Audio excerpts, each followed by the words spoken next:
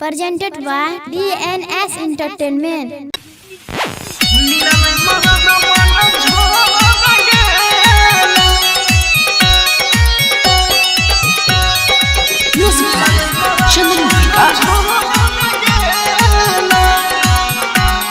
आप सुन रहे हैं पीके म्यूजिक की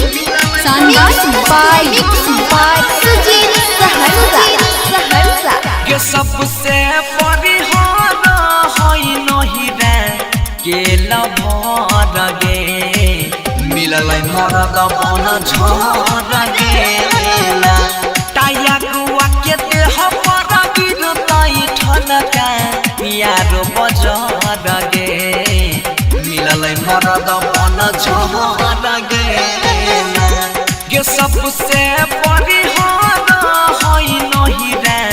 के लभर गे मिललै मरद बन झर गेला मिललै मरद बन झर गेला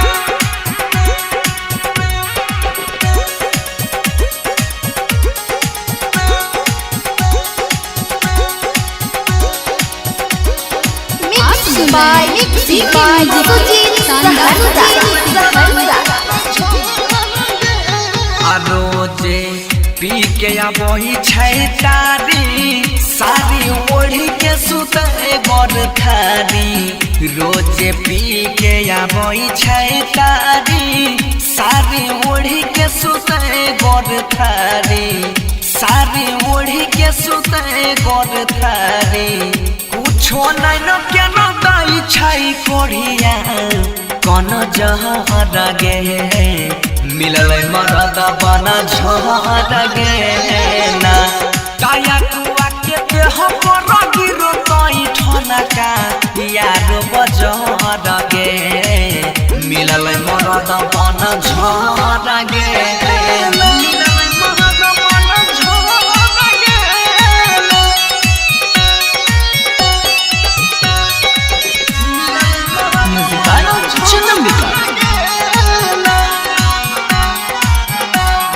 आप सुन रहे हैं पीके म्यूजिक की शानदार काया रात में बोतल कई दिया डर गेलै गे हमर पिया आधा रात में बोतल कई दिया डर गेलै पिया बनसिया गे डर गेलै पिया बनसिया राइटर सरवन सुजित के लेबै अब खबर गे मिललै मरद बन झर गेला ताया गुआ के देह पर गिरतै ठनका यार बजर गे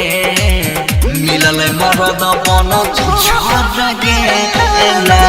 के सबसे परिहार होई नहीं रे के लभर गे मिललै मरद बन झर गेला रिकॉर्डिंग बाय Sujit Saharsa.